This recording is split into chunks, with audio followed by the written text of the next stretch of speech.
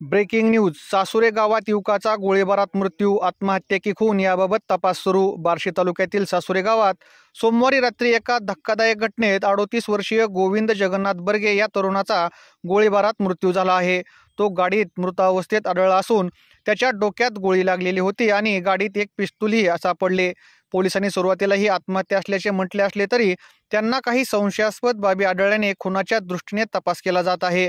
मिळालेल्या माहितीनुसार गोविंद बर्गे हा मूळचा बीड जिल्ह्यातील गेवराई तालुक्यातील दैठण येथील रहिवासी असून तो प्लॉटिंगचा व्यवसाय करत होता। त्याचा संपर्क पारगाव येथील नर्तिका पूजा गायकवाड हिच्याशी आला।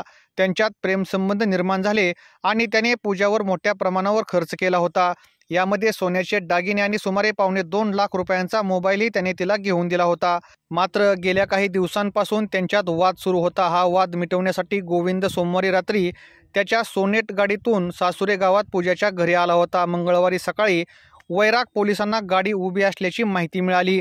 त्यांनी घटनास्थळी जाऊन पाहिले असता गोविंद गाडीत मृतावस्थेत आढळला। पोलिसांनी घटनास्थळी पंचनामा केला असून बार्शीचे उपविभागीय पोलीस अधिकारी अशोक सायकर आणि वैराग पोलीस ठाण्याचे पोलीस निरीक्षक कुंदन गावडे यांच्या नेतृत्वाखालील पथक तपास करत आहे।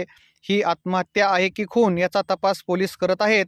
या घटनेमुळे परिसरात एकच खळबळ उडाली आहे।